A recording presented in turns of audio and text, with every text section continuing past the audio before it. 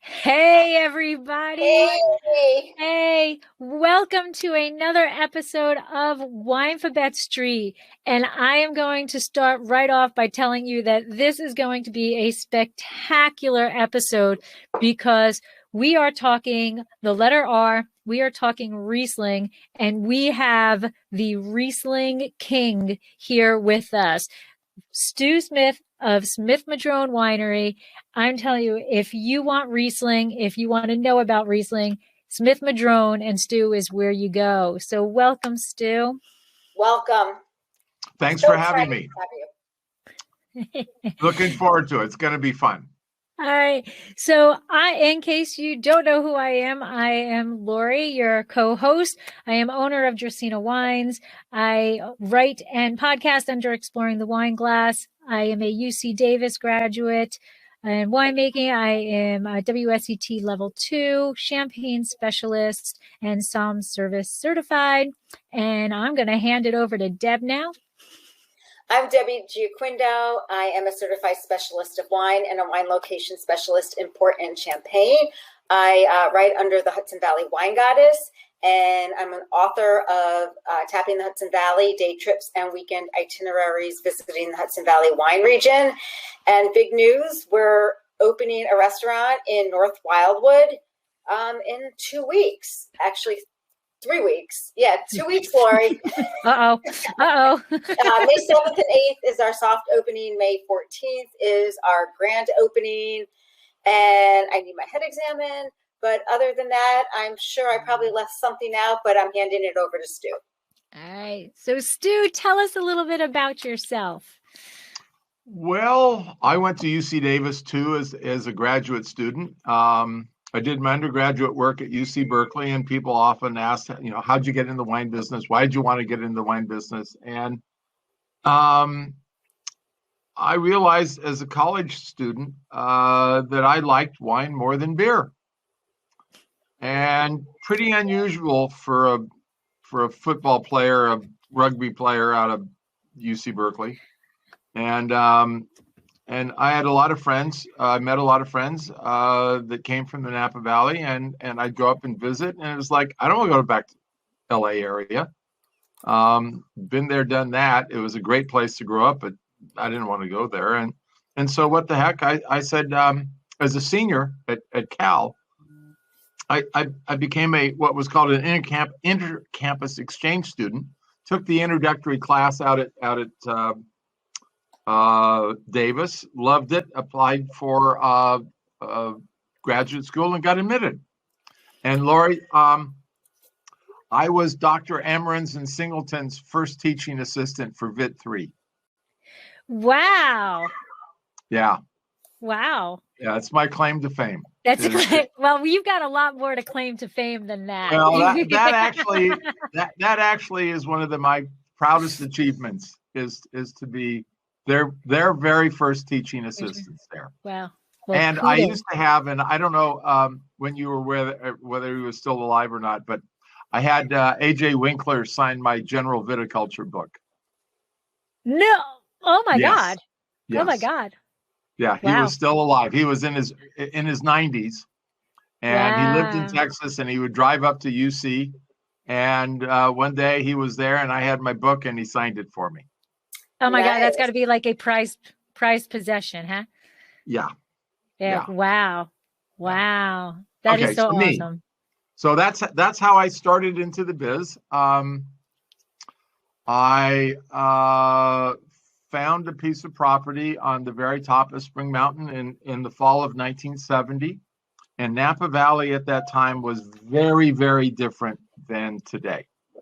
And back then, Napa Valley was a small agricultural, very provincial, backwards community.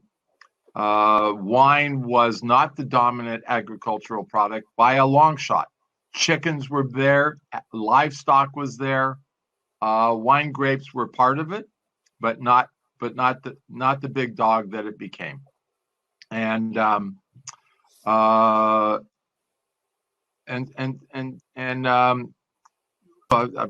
good friends with Bob Chinchero, Sutter Home, and he tells of when they were struggling as a small winery before they invented White Zinfandel. When something would break, they'd call up the Martinis were just a fabulous family.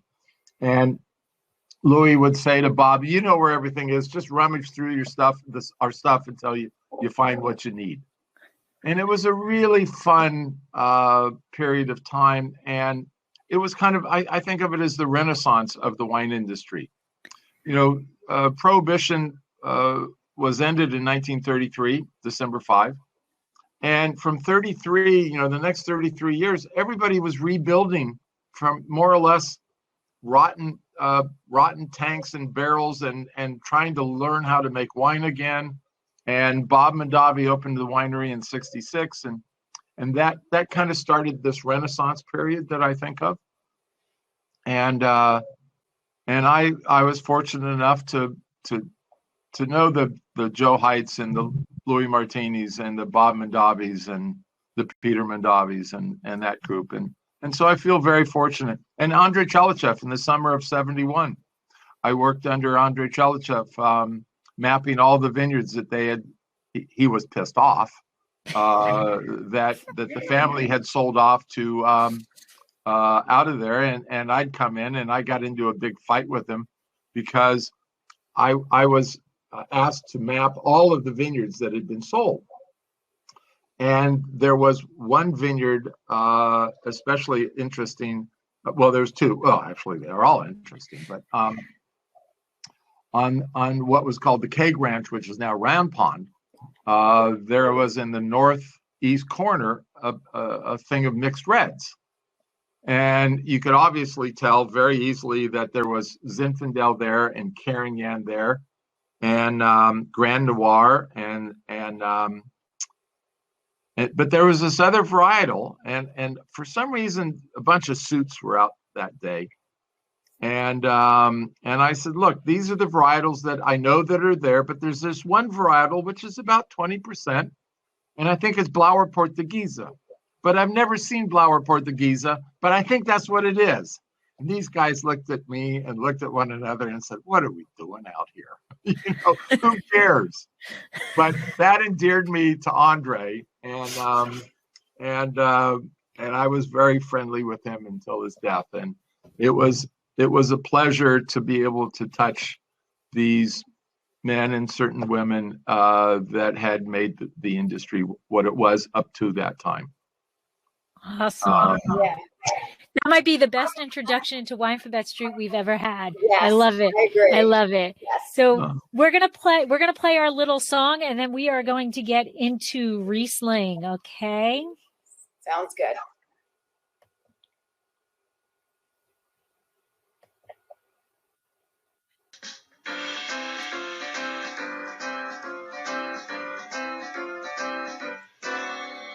A, B, C, D, E, F, G, H, I, J, K, L, M, N, O, P, Q, R, S, T, U, V, W, X, Y, and Z. Now I know my ABC. Next time, won't you sing with me? All right. I think. So here's another first for you. All right. Whose name is spelled when you do the alphabet like you just did? Whose name it? I have Mine. no idea. Stu. S-T-U. You. It's the only name that is spelled when you do the alphabet just as you did. That is awesome. And you know what? For that, I'm raising a glass Me of too. Smith Madrone Riesling. As am I. Slancha. So, anyhow, Oh I my could God. not let that pass. That is fantastic. I love it. All right. So good. All right. So Riesling. So first of all, if you can give us a little bit of history of where Riesling comes from and how it got to, I guess, to California. Oh, it's up to Napa too. Right. Yeah. Okay. my understanding of the history of Riesling is that somehow through hook and by crook, it ended up in Germany and or northern France, depending on who won what war. Because Alsace went back and forth, I think 9 times between the wars with Germany and France. And then viticulture came to California with Harassy in the 1850s, 60s. Real viticulture. George Yount of Yountville fame was the first one to plant a vineyard in Napa Valley. And I have no idea what varietals they planted. I suspect it was probably Mission, which is what the Franciscan missionaries brought up from into California. And Yount was the son-in-law of Mariano Vallejo, and Vallejo gave him the Caymas land grant as a way as a moving the frontier into the Native Americans at that time. Now, from our point, why we got involved in Riesling is because my brother and I believe that Riesling is not one of the great white wine grapes of the world. It's one of the great wine grapes of the world. We're not going to singularly or categorize it in a separate category. We think, we thought then, my brother joined me about 1.5 years after I started this, that Riesling is one of the great varietals of the world, period. That it's Chardonnay Riesling. We called it Johannesburg Riesling back then. We can go through why we changed. Riesling, Chardonnay, Pinot Noir, and Cabernet Sauvignon taste like. Sauvignon Blanc, quite frankly, I think is an overlooked varietal because it has a very strong flavor.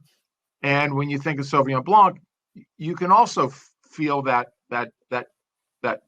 aroma and flavor. It's so pronounced. And there are not that many other varietals that are that way. Take Merlot. Most people who are consumers don't ever taste Merlot as it is grown and made into a wine in its singularity. And one of the nice things about Merlot is that it has no Merlot character. It's it has an ephemeral sense of aroma. There is no Merlot aroma, and which is why so many people use it as a blending grape to soften out the wine. And so, where am I going on this thing? Riesling. So you gotta reel me back once in a while. Okay, keep me on the straight and narrow. I like the tangents. Yeah, I love tangents. The problem is remembering where I left. So Riesling was, and when I started in getting interested in wine in the mid '60s,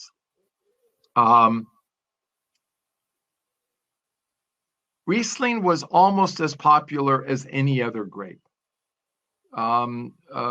Chablis, white Burgundies, Clarets, Bordeaux's, Burgundies, red Burgundies, they were all kind of kissing cousins with one another. I remember buying a Romani Conti for $10, and it wasn't particularly very good.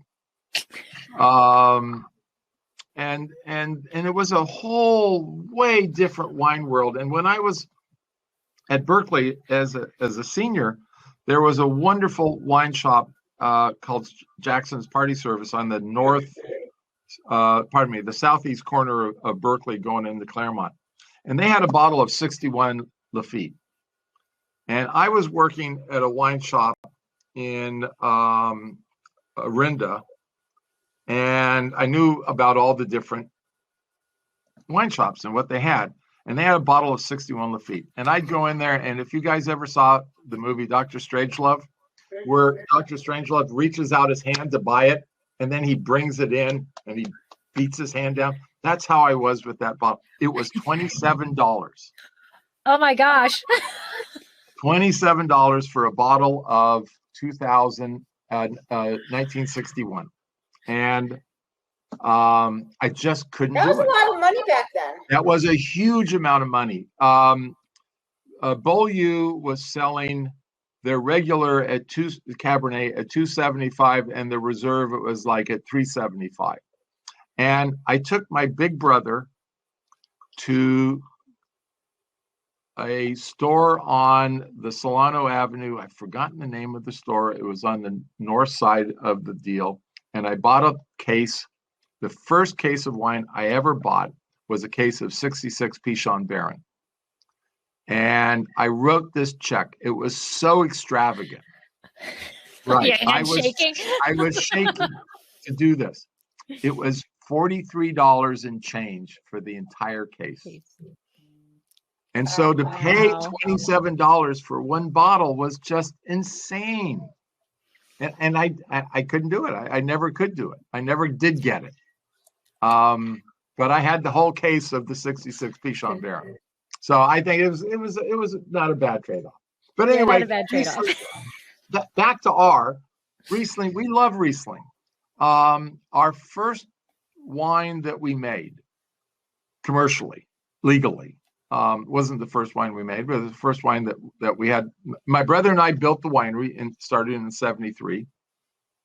And money was always an issue, so it didn't get built real quick because we were the ones who built it.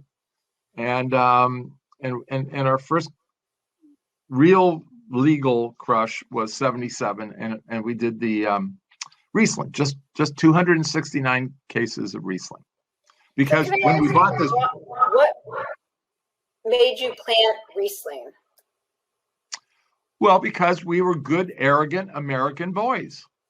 I've come up with all these sayings, and I love sayings that I've learned by doing, by living. And one of them is, California makes every bit as bad a Pinot Noir as do the French. They got nothing on us there.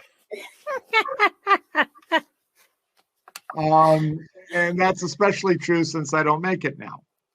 But with Riesling, there's an elegance to Riesling. There's a sophistication to Riesling. There's a thing with Riesling that I think no other varietal has. And that is that you bring the grapes in directly from the vineyard. It goes right through the crusher, the must pump, the press, into the tank. You settle it, you ferment it, you clarify it, you bottle it, out it goes. And we do a little bit of magic in between. But fundamentally, there's no malolactic fermentation. There's no French American oak. You don't have to worry about what your toast level is because there's no barrels. There's no lees, batonnage, stirring, any of that. You really get the pure expression of the grape. We started out at a residual sugar of about 1.7 in the beginning. And that first vintage, which was 79, unbeknownst to us, ended up winning what was called the Wine Olympics, held in Paris in 1979. And it was sponsored by the wine and food magazine Go Mio. And it was technically the very first international wine tasting with international judges. Now, we all know about the judgment in Paris, but that was a very small little group, all done by French folks, handled by who just passed, and it got all the attention. This tasting got a certain amount of attention, but not nearly that which the judge in Paris did, because they were all French judges. So that was a tangent that I went out to, and so I got to reel myself back. I'm gonna reel you back at 1.7 RS. What was the acidity at that point? We were right. What were you know what I'm saying? I need to be specific. Yeah, no, that's fine. One of the consistencies with Riesling is that we've always thought, and back then and still to this day, that about 22.5 degrees Brix is the level that we want, because we end up with enough natural acidity. If you get much higher than that, you're going to start getting higher alcohols. And one of the things, Lori, that I've found, and maybe you've seen, and that is that when I got out of Davis, we all thought the conversion rate Brix to alcohol. I know where you're going. Right. Was supposed to be 0.55. BS. We're looking at conversion factors of close to 0.625. Mm-hmm. And one of the things that I have been barking at the moon over for 40 years now is that we need yeasts that are less efficient in converting sugar to alcohol. It's okay to have slightly higher sugars if that's what you want, but that high conversion rate just doesn't work. You get the alcohol is too high, and the I'm trying not to wing off into left field here. I'm trying, discipline.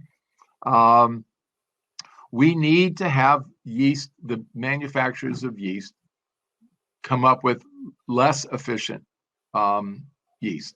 And super yeast. Right. So as an example, if you had 24 degrees Brix, and for everyone that's listening, pardon me, that would give you a alcohol, if you harvested at 24 degrees Brix at 0.55, would give you 13.2% alcohol. If you harvested it at 24 degrees Brix and multiplied by 0.625, which is the real conversion rate, you're at 15. So it's a huge spread. Yeah. Huge spread.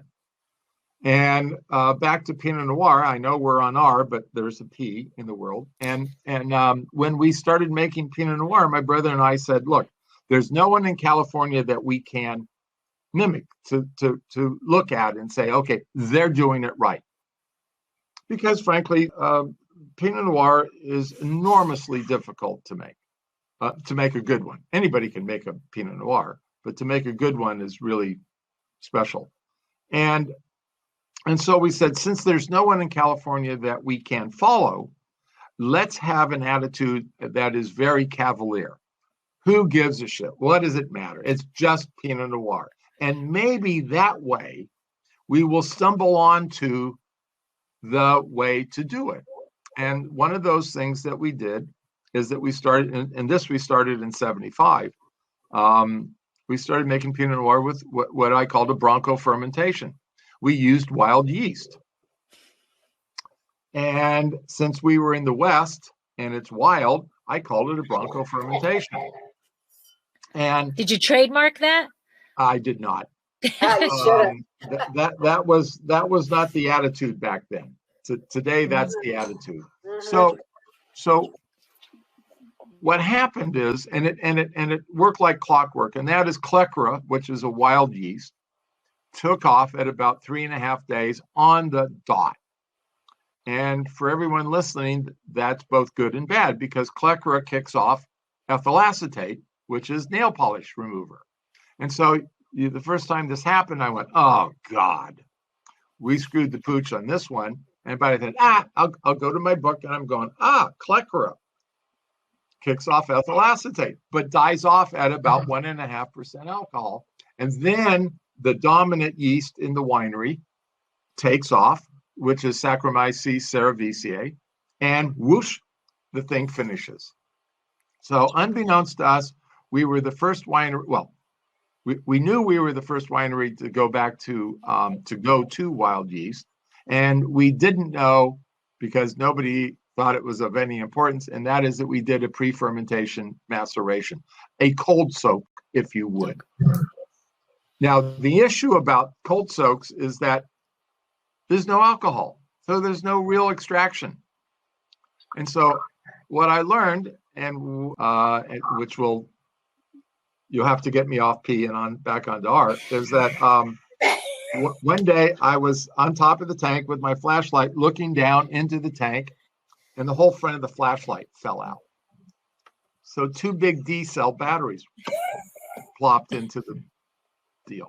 Now, the tank wasn't very full, and at that time we weren't using carbon dioxide to purge the tank of oxygen. So I stripped down to my skivvies. My brother put a rope around me and lowered me into the tank, because What are you going to do? You're not going to leave those damn batteries in there. I mean, really. So I'm about waist deep in must, and I'm feeling around the tank with my feet trying to find the damn 2 batteries, and I found them. It took about 20 minutes. But it also taught me that the must isn't all that uniform in there. There are places where there's lots of grapes in one place, not a lot of stems in another. It was really kind of interesting to know that the must was not uniform in its distribution. Interesting. Now that vintage was the 1980 vintage, which was as good a Pinot Noir as my brother and I have ever tasted from California. That's because it had battery in it. Exactly. But they were only there. They were only there for 20, 25 minutes. They hadn't degraded yet. That's fantastic. So reeling you back to Riesling. Yeah. I think one of the coolest things about Riesling and what makes it so special, and I'm going to throw in, I think Chenin Blanc falls into this category also, is that Riesling can be made anywhere across the spectrum of that sweetness level. And there's quality wines there.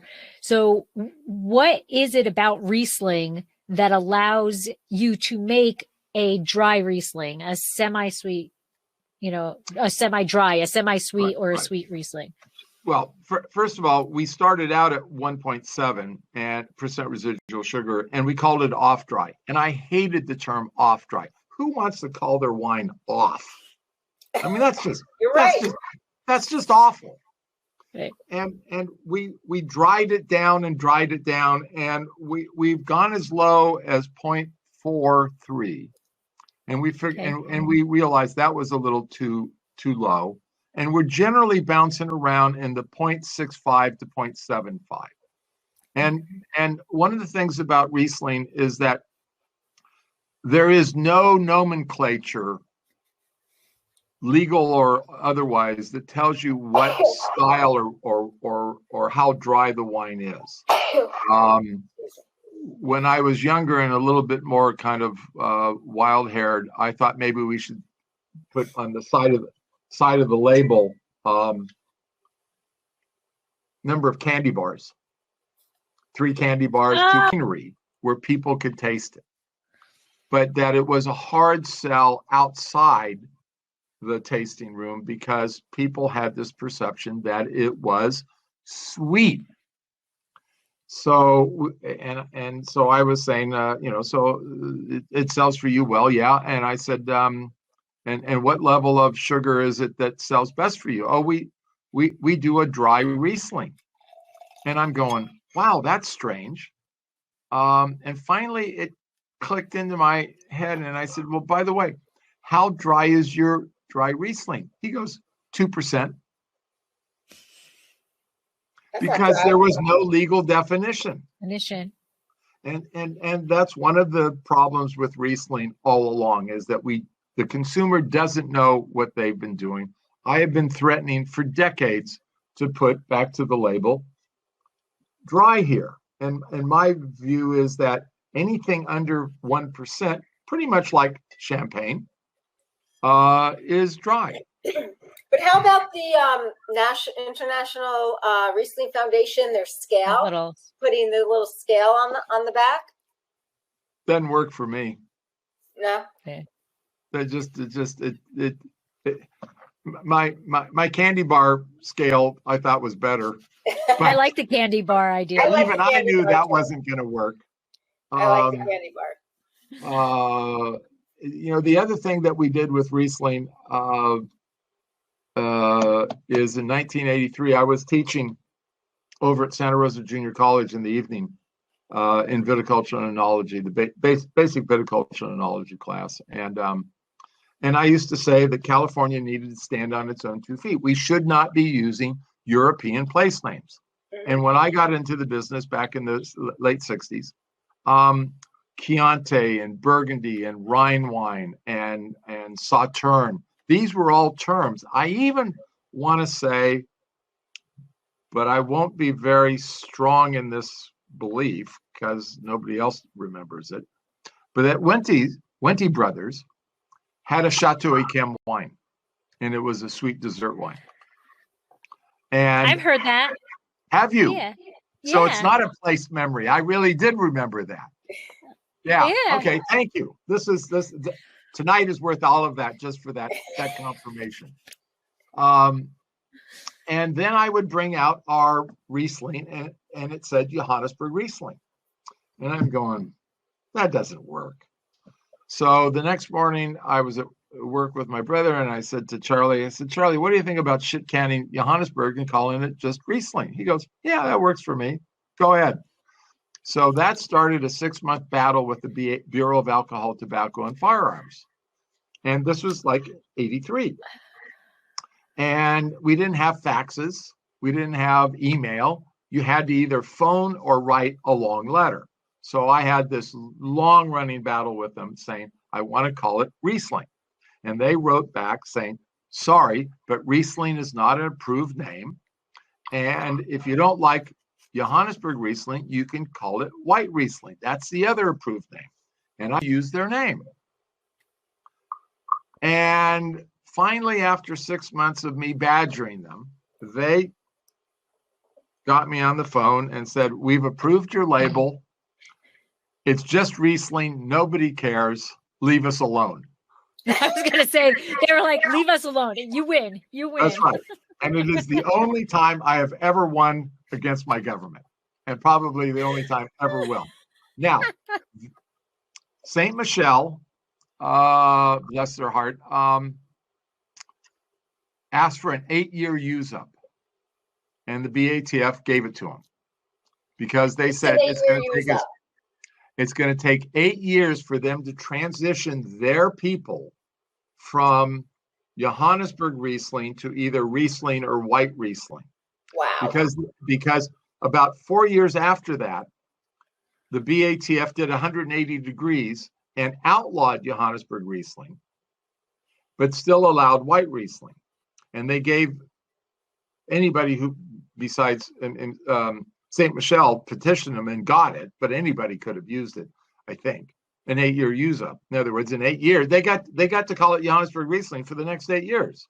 And my brother and I made that decision in like a nanosecond to get rid of it. Now, White Riesling is still redundant. They still shouldn't allow it.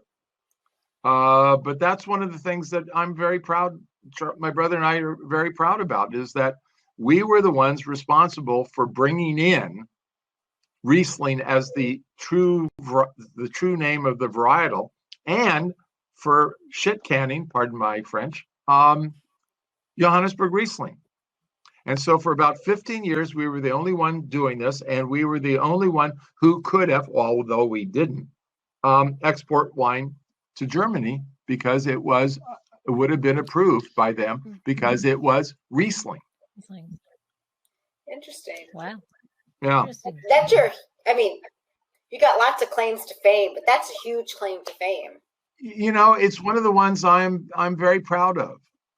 It doesn't buy us anything, but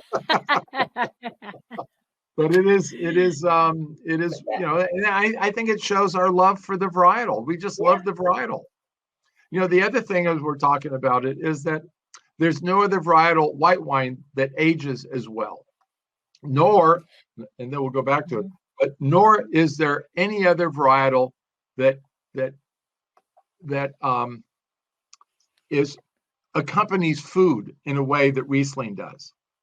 You know, as I like to say somewhat flippantly, no wine goes with Brussels sprouts or asparagus.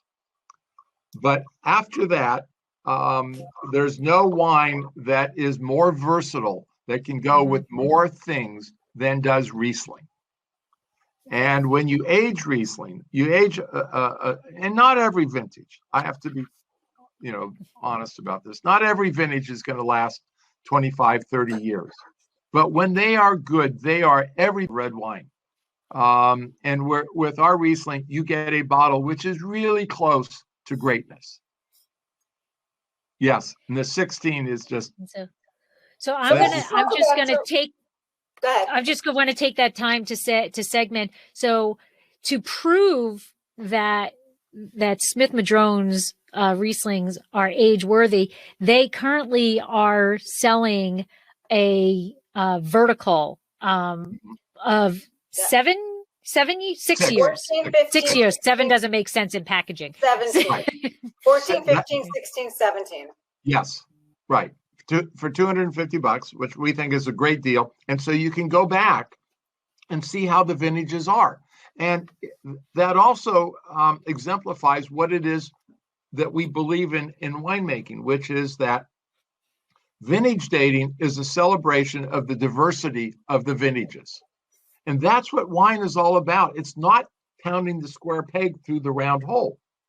Not on our side of the wine business. If we're set at home and making gazillion cases of White Zinfandel, absolutely go for it.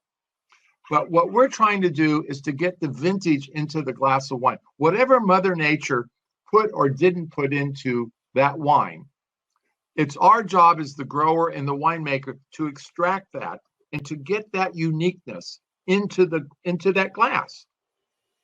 And from, in that same concept, we know the term terroir. And we can argue about what it means forever and ever until the cows come home. And in the New World, we talk about it as being somewhat of a sense of place. I think of it as an ephemeral sense of art. That Smith Madrone Chardonnay should be different from Keenan Chardonnay or Schwager Chardonnay or Stony Hill Chardonnay, all our neighbors, or Robert Mondavi or Kendall Jackson. Each winery should make something that is unique into themselves because of the site where the grapes are grown, the varietal, the climate, the grower's attitude toward things, the winemaking attitude toward things, and all of that together is what I think should become unique. And if it's not unique, let's say our wines are no different than Robert Mondavi or Kendall Jackson, we don't deserve to exist because they can make it cheaper than we can.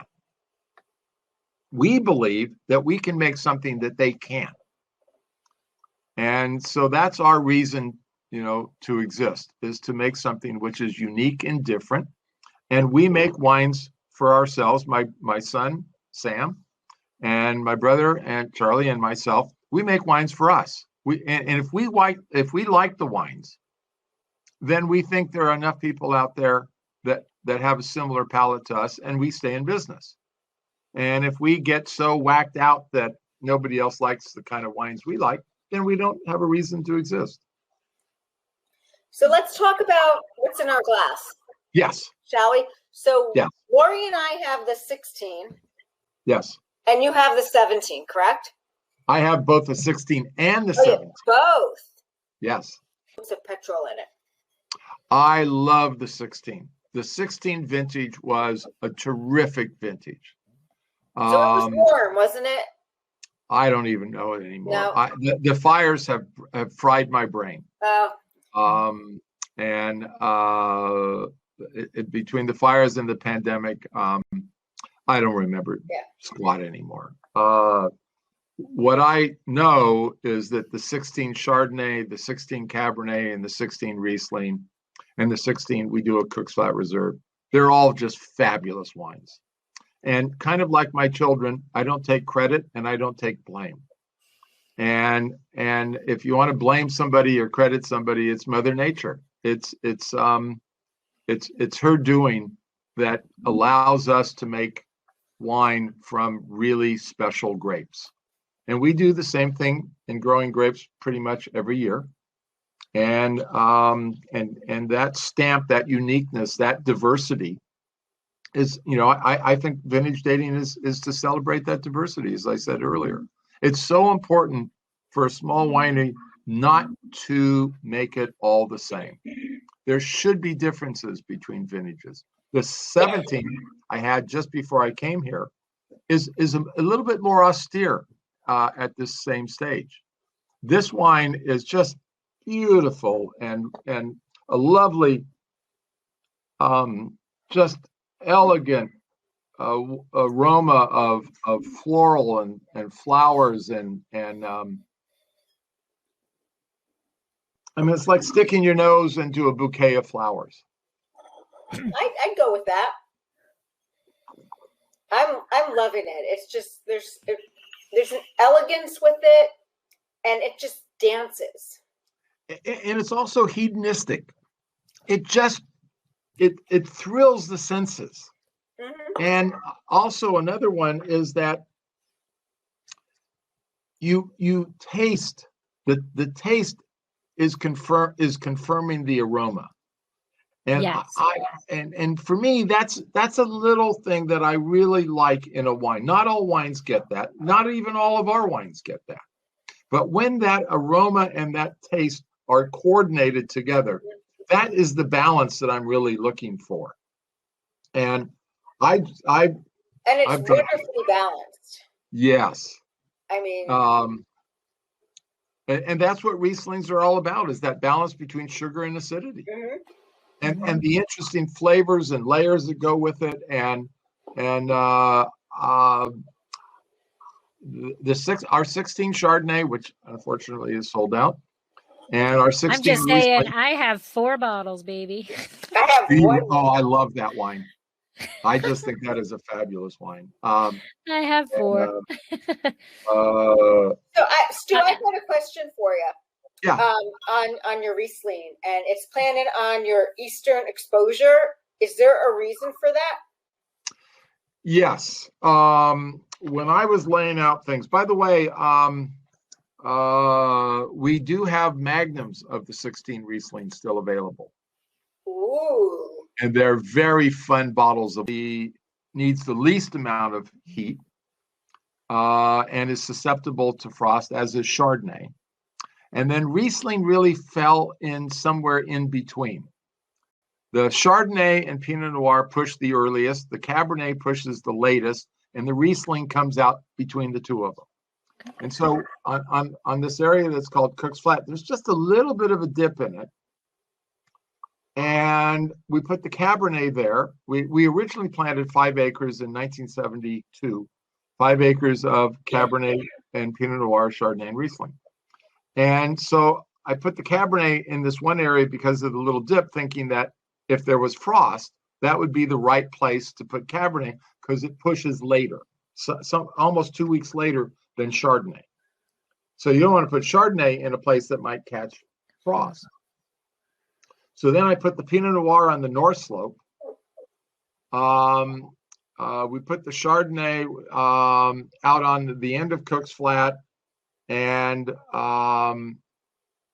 then on a south-facing slope, and then we put the Riesling on kind of an east-facing slope. So life on the mountain is a compromise. You don't get to do whatever it is. The layout of the land, the site is the overarching issue there, and you can't change that. And so you have to learn to work with it. And that's how I came to that decision of putting the Riesling where it is. And I think, all things being equal, it worked out pretty well. One of the things I learned is that, and we laid out everything on the contour, because soil erosion was a very important thing back then. I mean, we were growing grapes in the mountains, and our average rainfall is about 50 to 55 inches per year. We've had over 100 inches. And we've had less than 12 inches back in 76, 77, 78, which is where we are now. And it's another fingernails on the chalkboard because of the drought, which we don't need after all of the fires and all the other stuff that's been going on. But that's life. And that seems to have worked out okay. The Riesling has, and the Riesling is a reasonably easy grape to grow. But in doing all of this, in growing the grapes and making the wine, you have to decide way early, and you have to embrace it into your brain. You have to have your brain conditioned that you're there to make good wine.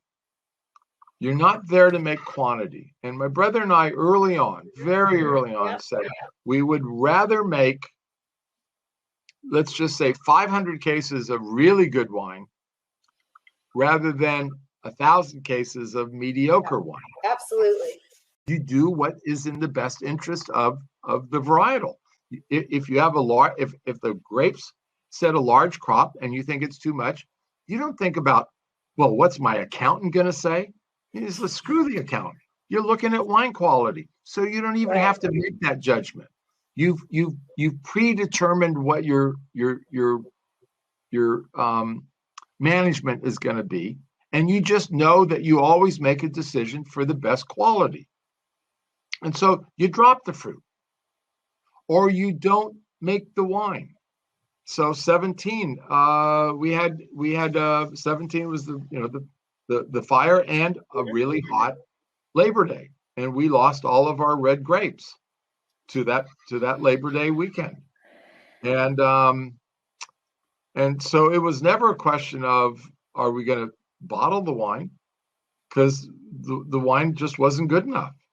And what happened is it shriveled, and we couldn't stop it from shriveling. So we went out, we dropped fruit. Okay, but it just kept shriveling. And the interesting thing is that the vines look good. We still don't quite understand it.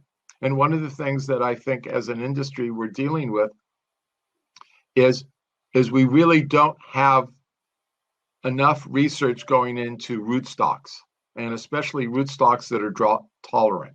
We use mostly Vitis rupestris versus Vitis riparia. And for those listening, Vitis riparia is, as you might expect, riparia being those vines in the desert Southwest grow along a riparian corridor. So their feet go down into a wet water area. Vitis rupestris is in the middle of the goddamn desert where there's no water and no nothing. So there's really fine rootlets, and those roots are able to lift water up from a great depth and bring it over into the vines. So we use 1103 Paulson. We started out with 110R, which I didn't like. And now we planted our first complete block with 140 Ruggieri. And we like that. And we're going to, the next block that we do, we're going to go back to St. George, because we're looking at what we used to do. Originally, the vines were planted on their own roots in 1972. And we had an acre of AXR. And after that first year, my brother and I made our own rootstocks, our own bench grafts. We made a little greenhouse, and we calloused them up, and we did all our stuff. And we still have a block. And it will always be called the benchcraft block, because that whole vineyard was the first vineyard that we made our own rootstocks, our own benchcrafts.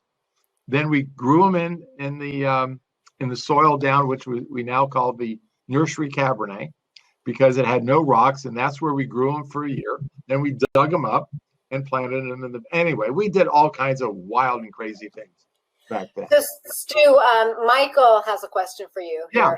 He said, your Riesling is so wonderfully different.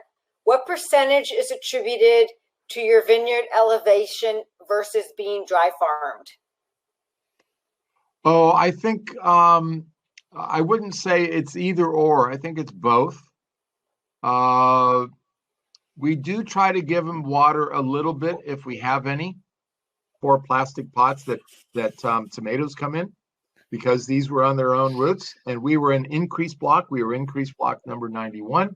We were the first growers in Napa Valley who had heat-treated certified rootstock, and everything that came off of our vineyard we were able to sell because money was really important.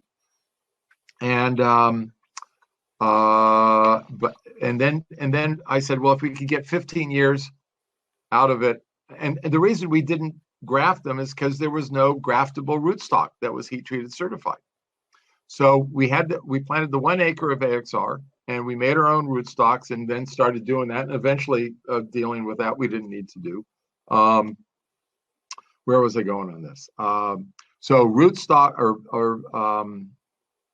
the question was dry farming. Yep.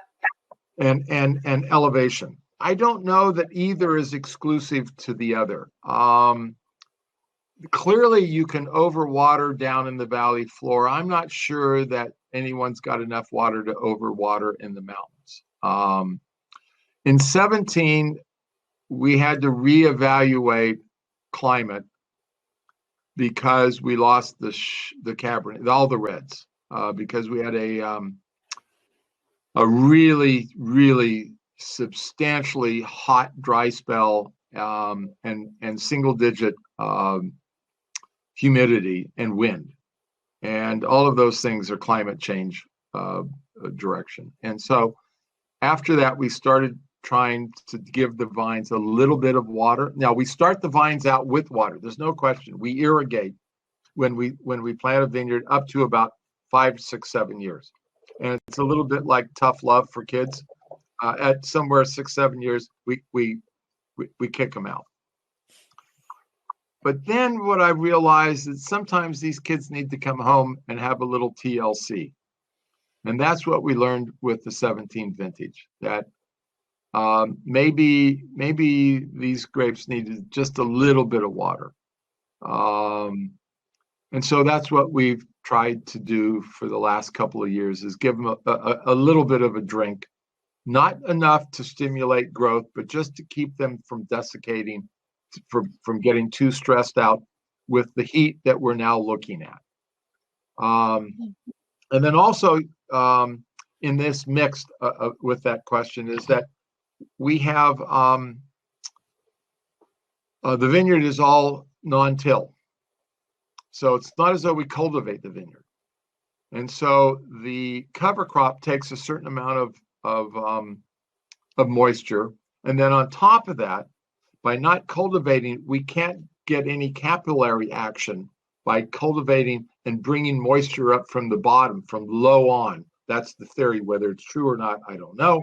But the idea is if you cultivate, you bring the soil up, you turn the soil is drying out, the soil is drying out. We also have at the same time a tremendous, it's a business issue, but it's affecting anyone who lives or operates in the hills, and that is all the insurance people have bailed. Yes. And so a friend of mine who's not really all that different from us in size got a renewal of $150,000 for his insurance, and he went, I can't afford that. And probably is, I don't know whether he's gone naked or not. I can tell you that our insurance, and I don't care, our insurance was $12,700 a year. That's a wow. Oh no, wait. And that's just one. That's what just your. That was before. And that's just your property. That's general liability, auto, umbrella, and property. It went up. We expired on this one night, and at 2:30 that afternoon, I got the one and only bid of $54,000. It went from 12.7 to 54. That's crazy. It's worse now. That is crazy. Yeah. Right. And that's if you can get it, because a lot of them want nothing to do with it. So they're forcing wineries to be naked. Right. Yes. Right. And I have to be very blunt. It's keeping me up at night. It's scaring the shit out of me. This has just been a brutal year. And the insurance issue, our insurance renews in August. We understand that California, we ended up on what would be called, I don't know if you guys have it. If you're a bad driver, you end up in a thing called assigned risk in California. Okay. Well, we ended up in the equivalent assigned risk called California Fair Plan. And it's the court of the last resort, and it's really shitty insurance, but it saved us a certain amount of money. It made it affordable to have us because we don't want to go bare. Now, I'm not afraid of losing the fire, the winery or the shop or anything to the forest fire. I'm just worried about the incidental fire, the plug that went bad, the rat or the mouse that chewed into the damn electrical wire. I mean, we live in a rural area. These are real critters that we have to deal with, and that's driving all of us just batshit, and it's really hard. But not only that hefty price is just going to reflect in the price to the consumers. Well, that's the economic As well. theory, but that doesn't always work, in economic theory. And my undergraduate degree at Berkeley is in econ, happened to be macroeconomics, but nonetheless, it's still econ. And that is that you don't get to pass on things to the consumer. Not everything. Nope. You can pass them on if they're willing to accept the price, and you can still sell. But in a highly competitive industry like the wine industry, you can't necessarily think you can do that. You can't pass it on. No, you can't. And It makes it cost consumers, right? Consumers are going to raise a flag from if you're selling a $20 bottle of wine, and now because your insurance goes up, you're going to $40. Exactly. You're not going to sell that wine. Exactly. They don't care, nor should they. That's not their issue. They just want to drink. Yeah, right. Yeah. And frankly, the pandemic was I thought going into the pandemic we were just going to get slayed, and the pandemic was actually pretty good. It really does prove the fact that God loves us and wants us to be happy, which is why He created wine. There you go. There you go. So Stu, I have a kind of a technical Riesling question. So you talked about when it harvests and stuff, but is there anything that Riesling is prone to? Like, is it prone to mildew? Is it prone to, Measles? What did you say? Measles.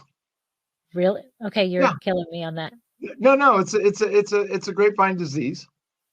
It generally happens when the vines are old. Berries then come up with a kind of a dark gray color, and they have spots on them. Now, it doesn't hurt the fruit. You don't have to cut the fruit out. It just looks like hell. Oh, okay. And the vine will show measles one year and not the next year. But that happens when they get older, and sooner or later they're going to start to decline. But it's measles, and Chardonnay has phomopsis, and Cabernet Sauvignon has Eutypa, dead arm. So each varietal is got its own little peculiar issues that we have to look after. And when it has its measles, is it affecting the ability to ripen correctly, or not as far as I know? Okay. Not as far as I know. I don't think it affects the and there aren't many. It's not as though there's 10% or even 5%. There's probably less than 1% that just pops up as the Riesling vineyard gets older. And it's basically a way of saying, hey, I'm getting old, and think about replanting us in the next 4, 5, 6, 7 years. One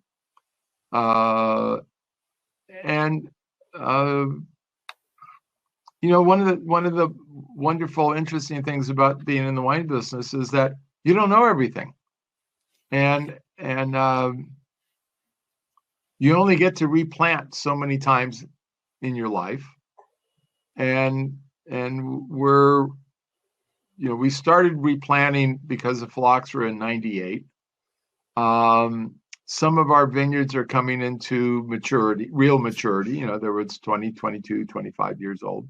20, 22 years old. They were older. But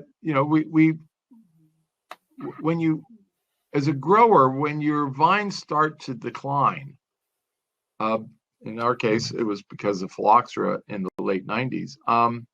It's a shock. It's very hard to look at something that you spent 20, 25 years on. So we planted the vineyard in 72. We started replanting in 98.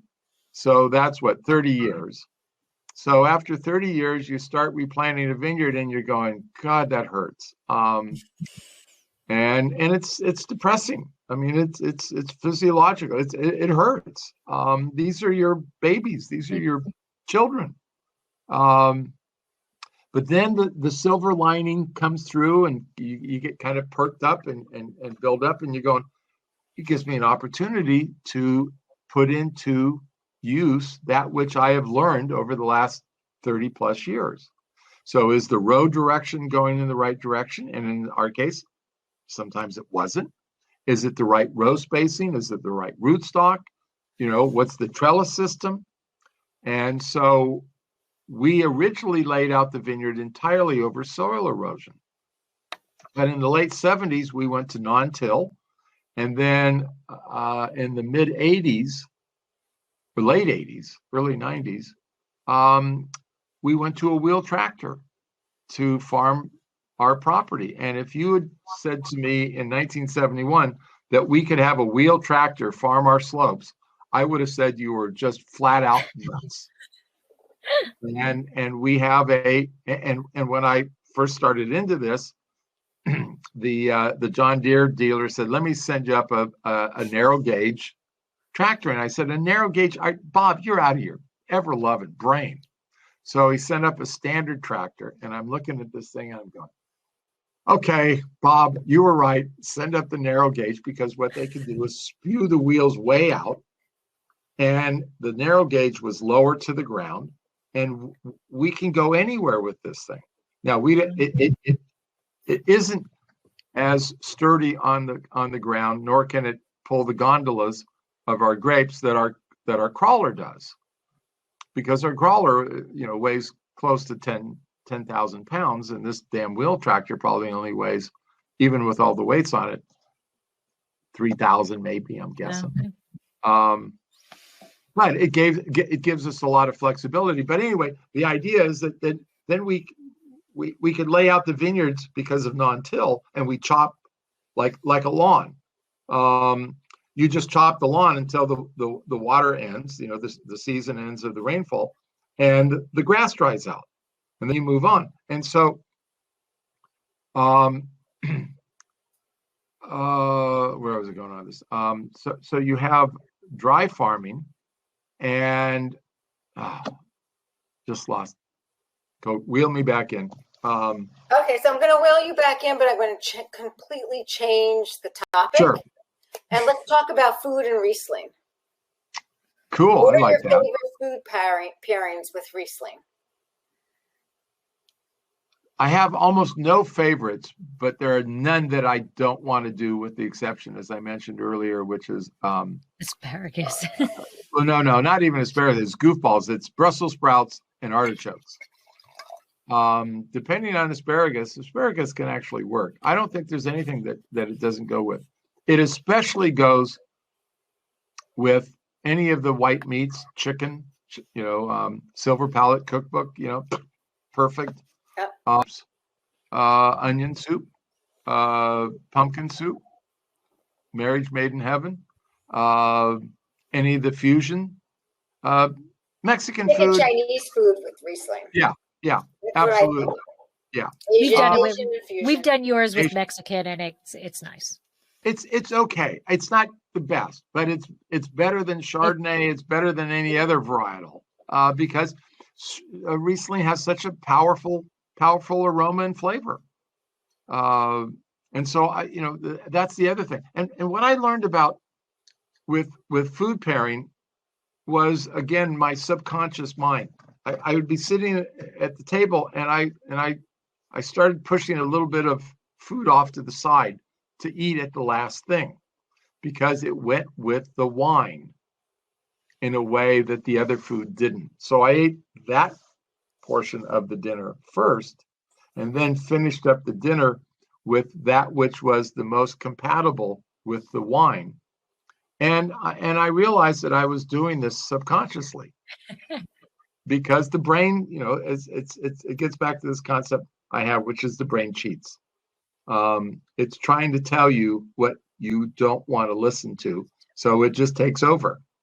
Right. And starts making you do things that are there, but you don't think would really work, but the subconscious is there, and so that works. And so there's no question that only champagne can do better than Riesling in the morning. Yeah. All right. I agree. The other one is that I don't think any other varietal has a story that goes with Riesling that this story does. And that is Charlemagne in the 14th century was wounded in battle in Germany, He had a long, lingering, slow death, and his generals got bored waiting around, one for either Charlemagne to die or to get better. So they went out wine tasting. And they came back in the late afternoon, just schnockered. But they burst into Charlemagne's room and they said, "Buddy, you got to drink with us. We found this great wine." And Charlemagne says, "Just get out, leave me alone. Just let me die in peace." And drunk generals, I suspect, are drunk generals the world over. They don't take no for an answer. So finally, Charlemagne had to relent and said, "Okay, give me a glass of wine." So he started drinking with them. They all went and passed out. And the next morning, Charlemagne started to get better, and he recovered. And the wine has been called Bernkasseler Doctor ever since. Now, it may well be an apocryphal story, but it is still a fun story. It's a fun story. It definitely is. It definitely is. And Michael's favorite is with spicy fish dishes. Chinese. Oh, yeah. Yeah, spicy Chinese.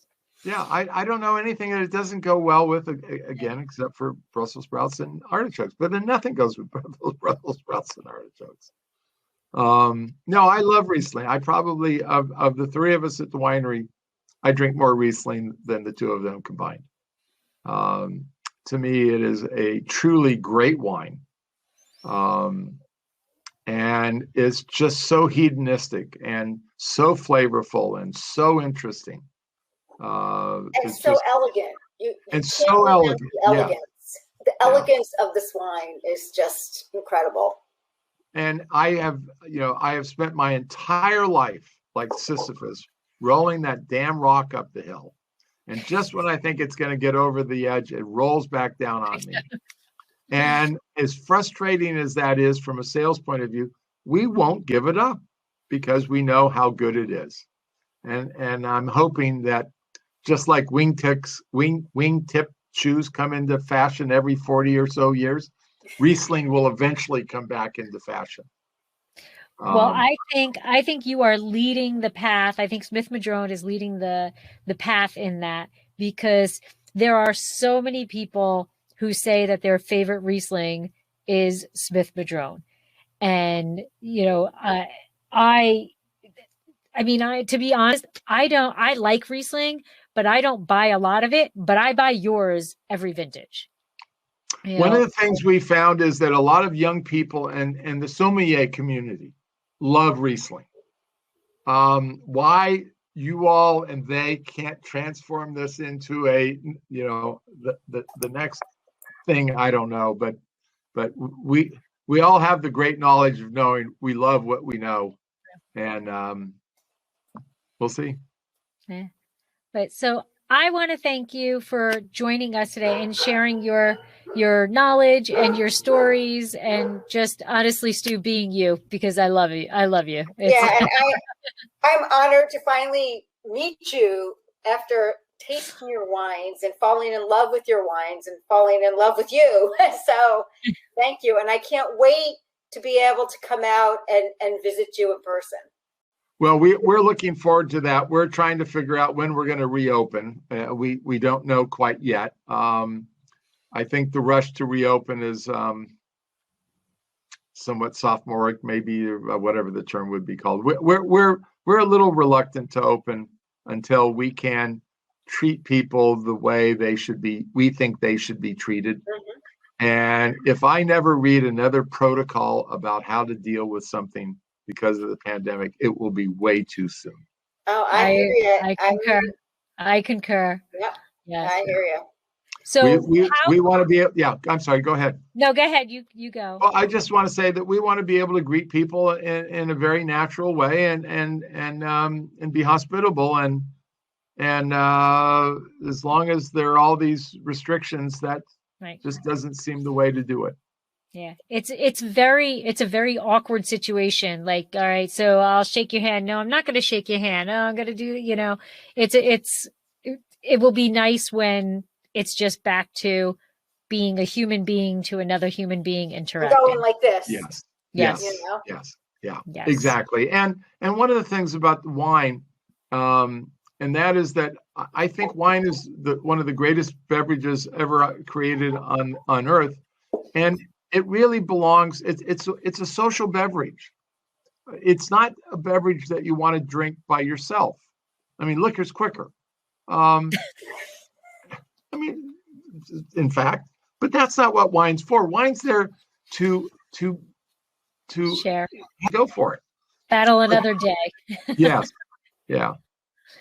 So you are not open for tastings at the moment, but people can still find you at smithmadronewinery.com, or is it? We will, yes, smithmadrone.com, smithmadrone.com. And we are still selling wine. We like selling wine.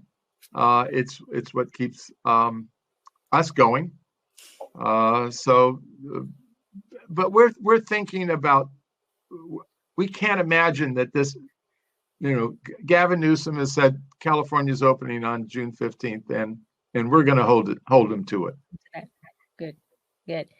And so in the meantime, the 16, which Debbie and I had, is actually only available now in that vertical, but the 17 is there. The current release, and there's also the 16 Magnums. And the 16 Magnums. Definitely got, whoever's listening to this, get the 16 Magnum. You will not be disappointed. That's just it's really a fun bottle. That's just going to be a party. Yeah. Excellent. Summer's coming. I can see it by the pool. Yeah. On the boat. And again, the dinghy dock. The dinghy dock. The dinghy. Lori's been on our boat. I have been. The dinghy dock. I have been. He's been to the marina. D is for dinghy. I like it. So I just want to say thank you so much, Stu, for taking time out to talk to us and share your knowledge on Riesling and to share your stories. And I honestly can't wait for you to open again, because I want to come visit and go through tasting with you. In real life, it will be nice to do that. But again, it's smithmadrone.com. And I mean, I think it's a rare moment. I will always promote wines, whatever, but this is a wine I personally love, like vintage after vintage. Yes. I love it. And I know this is Riesling, but your cab is beautiful. It's just, your wines are, I don't want to steal Debbie's word, but it's perfect. Debbie called it elegant, and it's elegant in a bottle. I mean, you drink any of Stu's wines, and it's just like dancing on your palate, and the stars are rising like this, and it's just elegant. It's completely balanced. It's just wonderful. I mean, I can't describe it anymore. Yeah. I mean, and I have to say, I wish I could clone you. And I will say that I was laughing at you pushing the food off or whatever, because honestly, Stu, with your wines, I just want to drink the wines by themselves. Like, they are they pair wonderfully with food, but they don't need, they're just great on their own. And it's almost like I don't want to share my palate with the food. Thank you for that. Let me just say one thing to anyone that's listening, and that is that what I try to say to people who are just getting into wine is to enjoy what you do, but most importantly, taste with your mouth, not your eyes. Don't let the label influence you. And wine is to be fun first and foremost. It's to give you pleasure. And if for some reason the wine that you're not drinking isn't pleasurable, move on to something else. There's lots of other wines out there, and don't be intimidated by other people. Wine should be fun. It should be pleasurable. You want to share it with friends, and trust your own palate. And just because you may not like the wine, it doesn't mean that it's a bad wine. It just means you don't like it, and that's okay. That's what I tell people all the time. Yeah, and And somehow it's okay if your spouse doesn't like it and you like it because you like it. exactly. And So I've loved it. You guys are great. Thank you. You I have are a great little too, left. Stu, and I can't wait to come and meet and drink wine with you. And I can't wait for you guys to come and visit too. Okay. So cheers. Cheers. Slancha. Slancha. Bye-bye.